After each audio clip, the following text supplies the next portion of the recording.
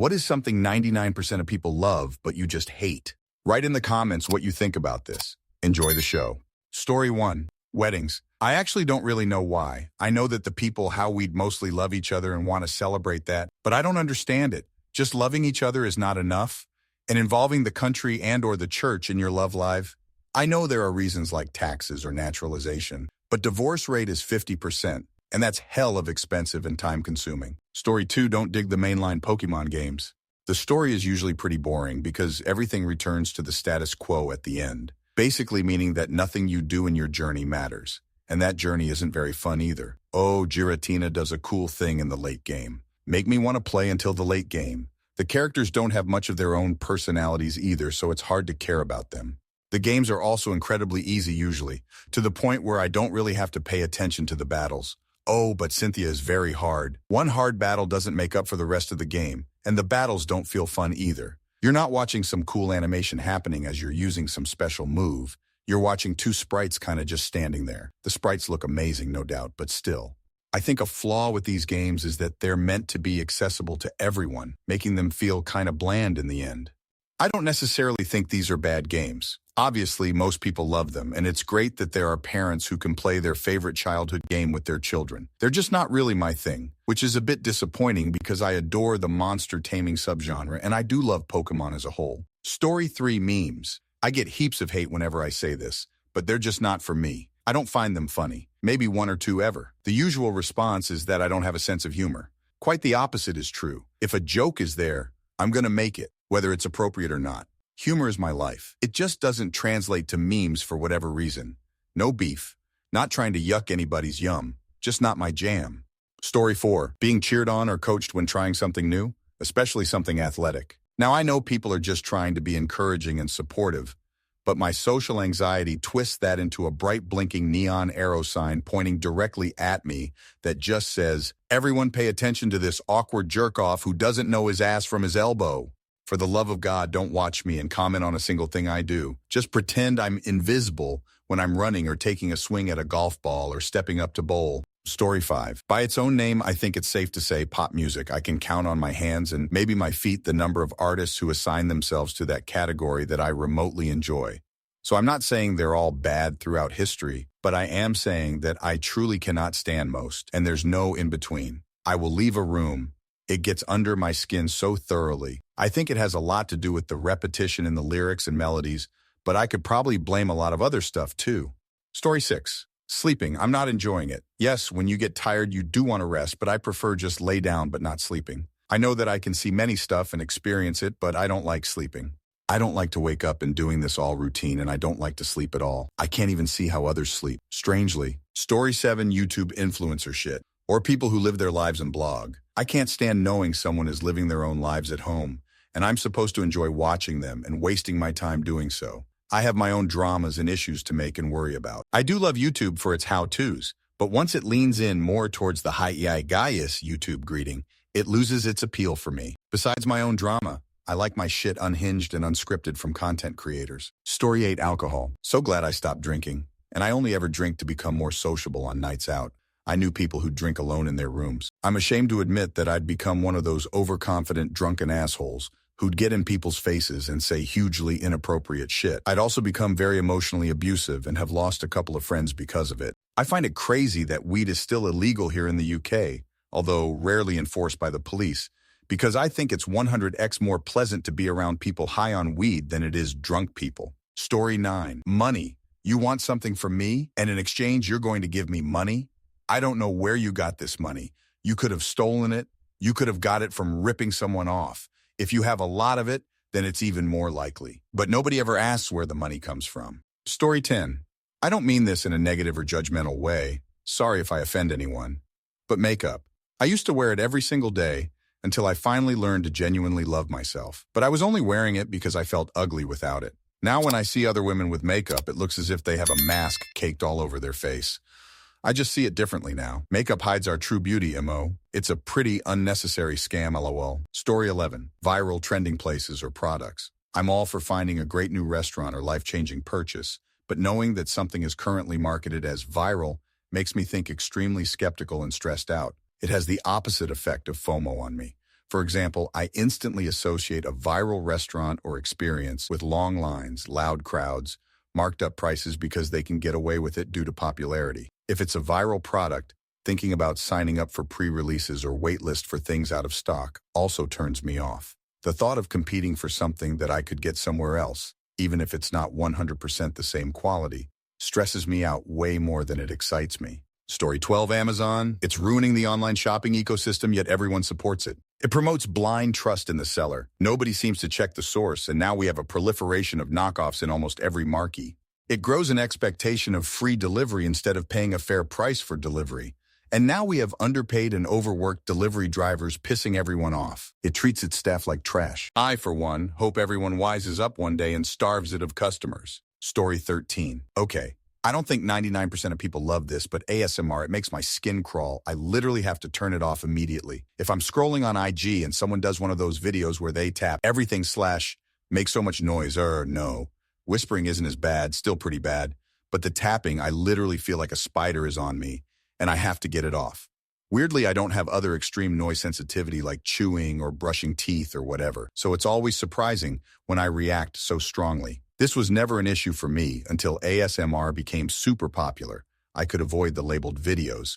But now every influencer has to have so many sound effects for inanimate objects. Story 14. Nachos. Give me chips with the toppings in a bowl so I can dip the chips in the toppings. Dumping the toppings on top causes the chips to get soggy. All the chips stick together once the cheese goes cold. You get those chips with one fucking bean on it. And to top it off, there's this perceived value thing with nachos where restaurants get away with charging an entree price because they plop the shit on top. Whereas if the toppings were on the side, it would be more like chips and dip and restaurants wouldn't get away with charging freaking $18 for it. Story 15. The beach, it's too hot. The sand sticks to my feet and I just feel gross. The snacks get sandy. You have to carry a bunch of heavy shit to your blanket from the car. I love the pool, and on vacation, I'll park by the pool all day. I did actually like the beach at night a few times too. Story 16. Mukbang. I always have hated them and always will. I will never understand why people love watching because it never fails to piss me off, especially with the intense eye contact they always do at the camera, the obnoxious chewing, the smug look on their faces, the huge bites they always take, seeing the chewed up pieces of food in their mouth as they talk to the camera, the obnoxious amount of sauce they always pour onto whatever they're eating, and also just acting like they're never going to eat ever again as they devour it. This is why whenever I see someone eating in front of the camera, I always scroll. Story 17, models. They are those fake pop-ups you see on some websites. Many occupy just enough of your screen that whatever in the background is completely obscured, but are often not big enough to contain all the stuff they want to contain. It's like an excuse for a dev to not make a brand new web page because not enough stuff is in the model. But at the same time, it's too much stuff to squeeze onto the same page. I hate it every time they are used on any web page, and they are just as bad as pop-ups. They also have no standards for models. Some can be dragged around. Some close when you click outside of them. There's no way to tell for sure. Story 18, professional sports on television. They get paid ridiculous amounts of money to play a game for people's entertainment, whereas I'm considered an industrial athlete and struggle to make a day-to-day living. I'll never make the living they make, and they don't even have to catch the ball or hit the home run and make the touchdown. It's basically worse than a weatherman forecaster because they didn't need schooling and just either happened to be right place, right time, or had someone they knew to help them in. Story 19. Hotel buffets. After work events with coworkers, strangers making small talk with me, work trips, anything travel related with youth sports, waking up extremely early on Saturday or Sunday to do something I don't want to do. I wake up around 5 a.m. MF. Story 20. Majority of popular culture and more. Watching sports on TV, superhero movies, top 100 music charts, chain restaurants, fast food restaurants, gyms, malls, driving, name brands, microwaves, being around people who drink alcohol regularly, vulgarity and modern manners, lack of, casual sex, kids being raised by screens. Most modern things get on my old-fashioned nerves, but I do really dig my airfrewer and streaming TV services, although most of the content is beyond horrible. Get off my lawn. Story 21. Tomatoes. I have never liked them, and I would try to always order my food without them. And then in the middle 2000s, there was a shortage of them, so restaurants weren't putting them on unless you asked. So I was like, yay, finally I'm free. But it's been back to normal for a while, and here I am saying, please no tomatoes, or removing it from my food if I forget to ask. Story 22, cheese. I absolutely hate it. The taste, the texture, everything. No, there isn't a cheese I will like. No, it's not because I'm lactose intolerant. It's not the end of the world. There are tons of foods that I do like. People honestly gasp, yell, and generally freak out pretty often when they find out I don't like cheese. They cause a whole scene and other people join in expressing their shock and horror and insisting that there's no way I don't like cheese. It's ridiculous and exhausting. Story 23, giving my phone number to strangers. Even if they're cute, I have no clue who they really are. I gave my number to this cute customer at my last job, and she gave it right to this gay coworker, Aiden, who had a crush on me. He already asked for my number, and I already turned him down. I was genuinely worried about getting assaulted. His texts were disgusting. Blocked immediately. Quit that job. This is why I don't trust anyone at all, LOL. Story 24, dancing. I'm a musician, so I find the beat to any song immediately, but my body doesn't just dance. I have to force it, and it's so obvious, which creates a tension that makes me dislike it even more. I didn't grow up in a home with dance. I didn't get invited to dance often, and I just have never really found it fun. Makes it really hard to date when some people are obsessed with it. Story 25, Beyonce. She's got some good songs, but I don't see anything special about her. Modern mainstream rap, Lil Uzi Vert, Lil Baby, Lil Durk, Polo G, Ice Spice, Sexy Red, etc. Every guy my age loved this stuff, yet I personally do not get the appeal. They all sound the same, and so much of it is drenched in auto-tune. Traveling now, I like seeing different places across the world, but the process of doing so, especially when flying, is a pure pain in the ass. Story 26, the idea of life after death. Whether it's in a religious context or not, I feel like it lets people, especially younger kids, not be scared of death and not in a cool okay. I understand that I will die someday, but in a, ooh, I can't wait to die so I can see what it's like. ADK, from what I've seen, and I've personally seen it a lot, the thought that they get to still have all their thoughts and feelings and be alive in a sense makes them too open to death and not care whether they die or not. But they should be scared of death. Fear of dying is what keeps us alive. Story 27, recipes, cooking demonstration that take whole pages or half an hour on the screen, reminiscing about the childhood nostalgia or its origins, then loading it up with gimmicks or pointless humor. Show me the fucking recipe. Cook the fucking recipe. I don't care about your backstory or your shitty scripted humor. I'm trying to learn something and get on with my life. Story 28, summer, the season, not a break from school. Caveat, I live in the American Southeast. Summers in the mountain time zone are the things of dreams. Here it's just a non-stop, sweaty, sticky mess for 4 months a year. And bugs. So many goddamn bugs. I got bitten by a mosquito in the gym. No, it wasn't an outdoor gym. Story 29, I hate money. In the sense that it controls every aspect of everyone's lives.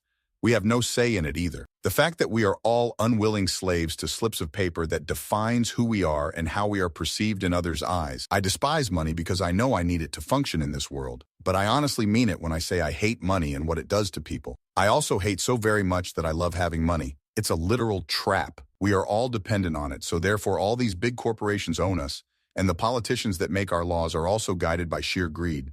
Story 30, I've got a good one for you. Potatoes. Sure, everyone hates licorice, and I'm sure less than 99% of people like root beer. But potatoes? I have never met anyone else that doesn't like them. If it's like a potato chip or a very, very fresh McDonald's fry, I can do it. But if it's potato-y at all, nope. I can eat 1 or 2 raw, though, until they make a weird metallic taste in my mouth. But if you lock me up in a room full of potato wedges, baked potatoes, potato salad, mashed potatoes, or boiled potatoes, I would starve to death. They literally make me gag when I try to eat them. The worst part is that it's so uncommon to dislike potatoes that everyone assures me, oh, no, you just haven't had my potatoes yet, try this. And then, depending on my mood, I'll politely take a bite, gag a bit, then spit it out, and then I'm the one that has to be apologetic. Usually I just tell them no, and if they are insistent, then I have to be rude. I do try, however. I see everyone just loving the shit out of potatoes, and I am jealous. Every once in a while, I'll try to eat a soggy fry or try a bite of potato that's cooked into a meal, because sometimes your taste buds change. I used to hate mustard until I went to boot camp, but I'm old enough now that I don't really have hope. That shit is gross. Fuck potatoes. I can do vodka, though. That's made out of potatoes, right? Sutri 31 YouTube videos. They take way too long to get to the meat. Don't tell me all about why or what you're doing or how you feel about it. It's in the title. That's why I clicked. I switched to TikTok for short, how-to videos. That's how I learned cruel embroidery. That said, sometimes a longer how-to is needed, and I appreciate it, but still there are so many needless words and time wasted. No, I won't ever like and subscribe, geez. That's just for how-to videos. The YouTubers all the kids love are just annoying AF. I don't get the appeal at all. My mill sends me prepper or doomsday YouTube videos all of the time, just know. Also, instead of getting into something, she'll just watch all the YouTube videos. I sell on eBay and I know a bunch of sellers watch them, but to me, most of these people aren't really making money selling on eBay anymore. They're just making money on their videos. She'll send me all the videos from them too. BC she wants to sell, and I'm like, Becky, just sell stuff. Get off YouTube, OMG. I just clearly don't have patience for it, but yeah, I really hate YouTube videos. Story 32, watching TV. The TV I have was given to me years ago, and 99% of the time I use it, it's to play my Spotify. I don't have any streaming services. Hulu comes with Spotify, but I never use it. Same with Prime Video, never used it. I guess there's shows I've seen that I have really liked, so maybe hate doesn't qualify. But I'm never going to initiate watching TV. Dated a guy a while ago with really good taste in books, movies, and shows, so I was down to cuddle and watch stuff with him. But otherwise, nah. Thank you very much for watching. If you liked the video, like it. Be sure to write comments and share your stories.